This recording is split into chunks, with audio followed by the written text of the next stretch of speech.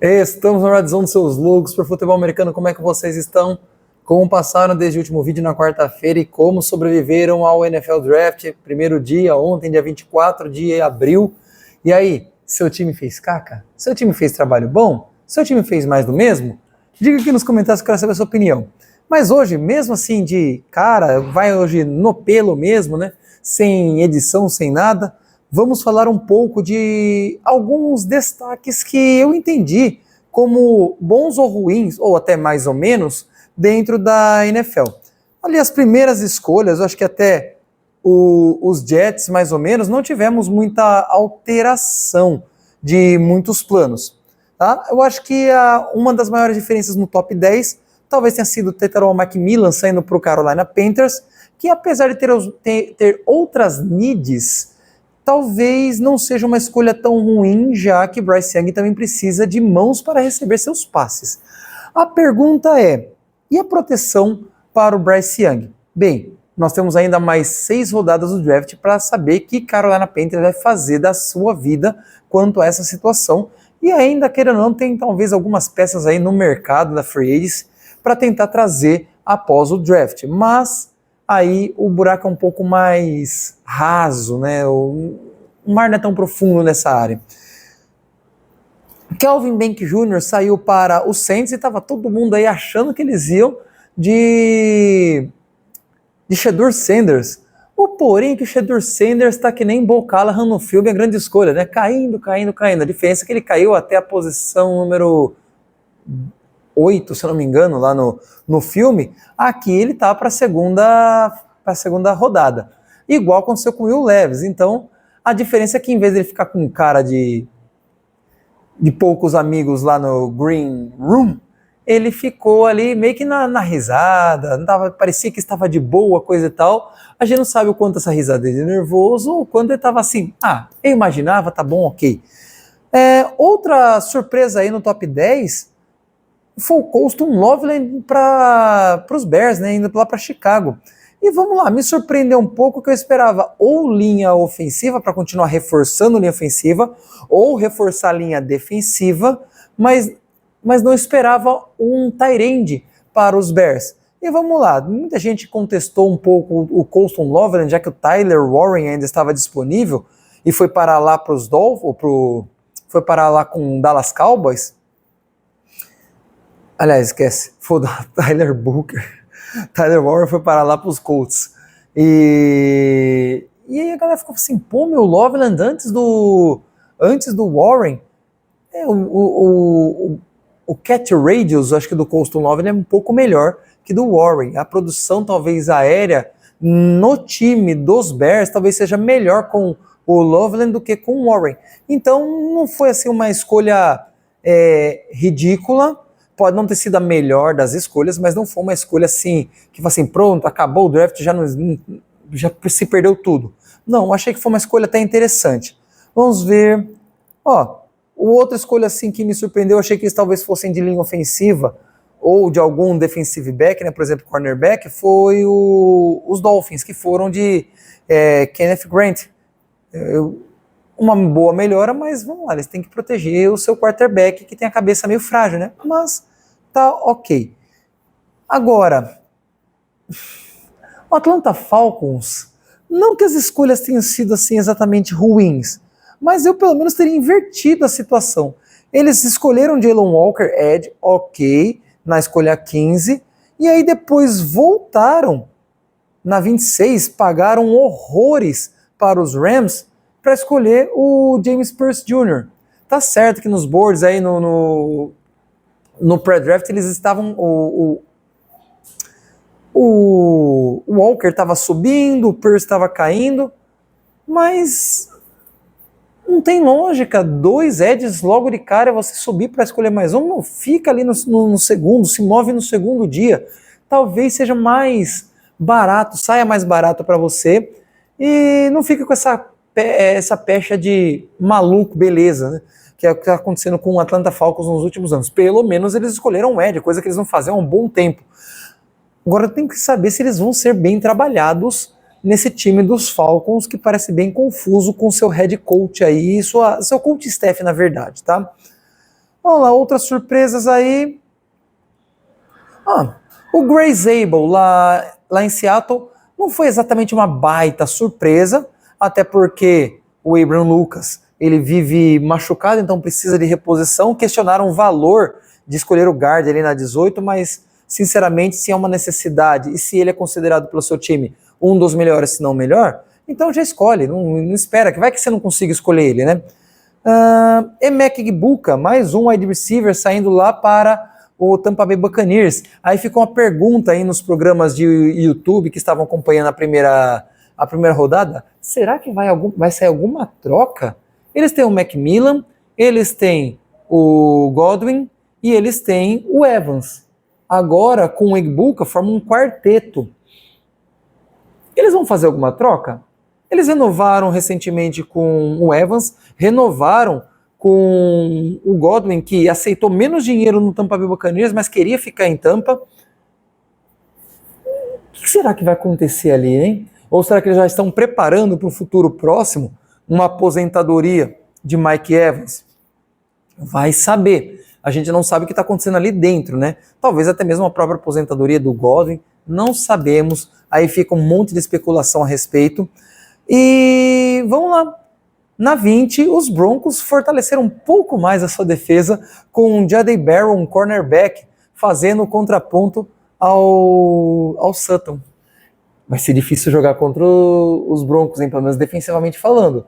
Esperava-se algo na linha ofensiva, ou running back, ou até mesmo um outro wide receiver. Mas eles foram de cornerback. O que será que se passa na mente de Sean Payton, hein?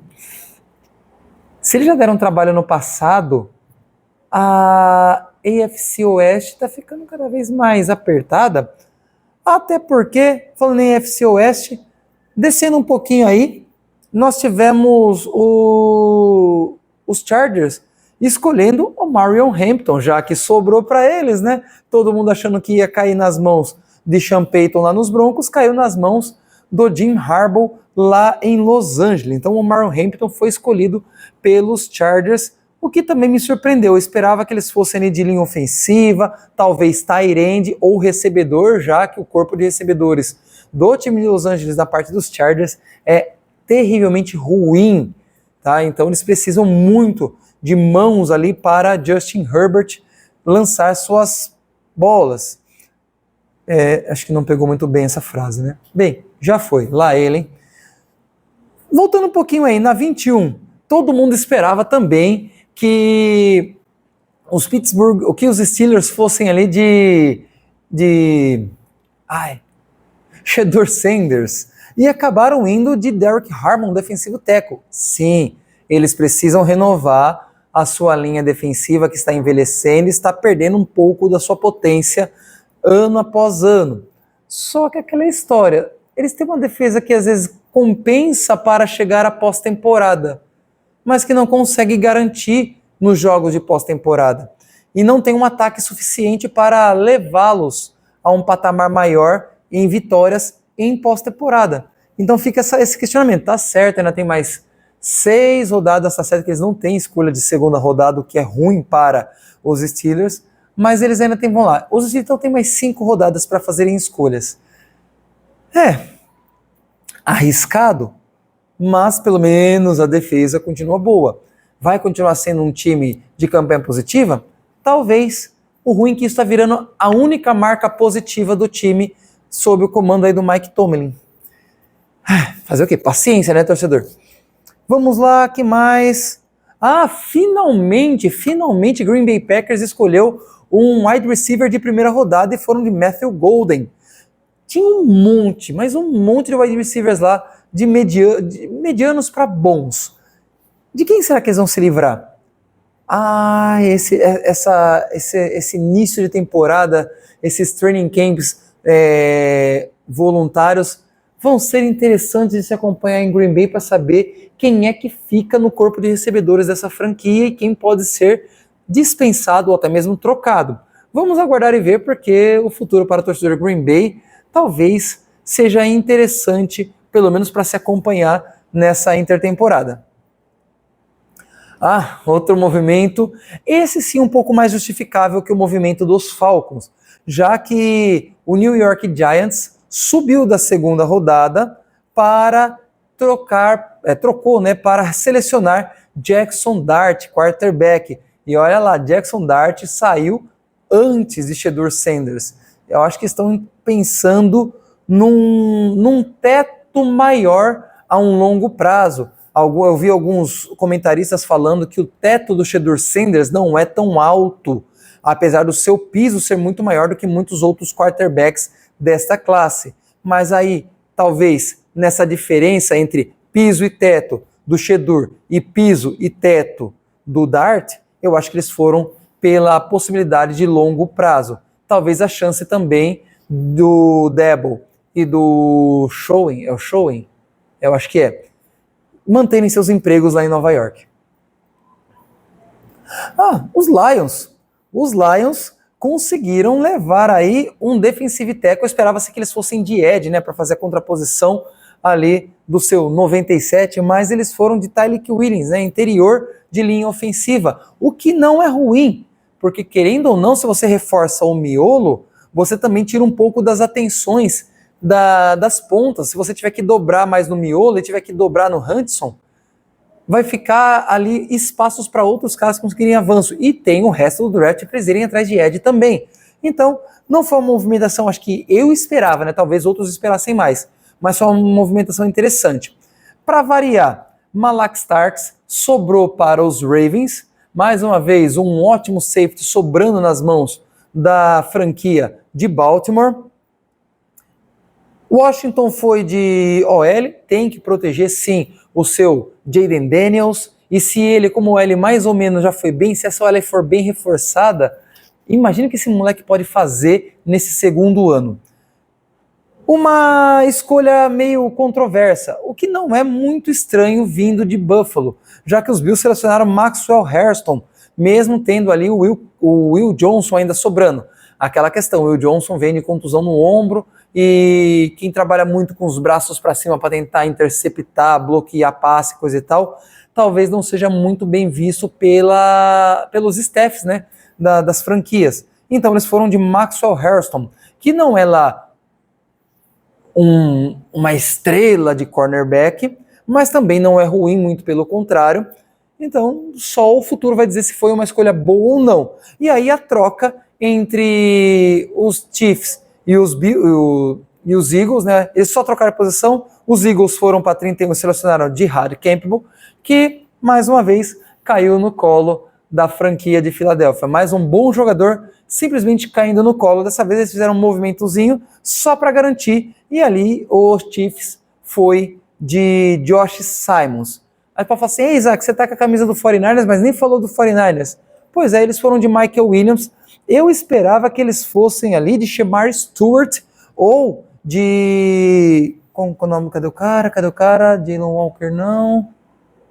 Cadê? Até Armamembu, Kevin Banks. Eu achei que eles iriam de Walter Nolen, mas não me espantei porque o Michael Williams estava em vários boards aí, ele era o terceiro mais cotado nos mock drafts para o 49ers, assim como Shemar Stewart e também o Walter Nolen, tá? Mas não foi assim uma escolha que eu achei ruim, muito pelo contrário, talvez não fosse a melhor escolha dentre os edges, mas eu acho que para o estilo do Robert Saleh, ele combina muito bem com o que pode vir nessa defesa. Foi a primeira das 11 movimentações que o 49ers tem para esse draft. E você, torcedores desses times, do 49ers e de todos os outros times que fizeram escolhas nesta primeira rodada. Gostou? Não gostou? Deixe seu comentário, se inscreva no canal. A gente se vê no próximo vídeo. Até a próxima. Valeu!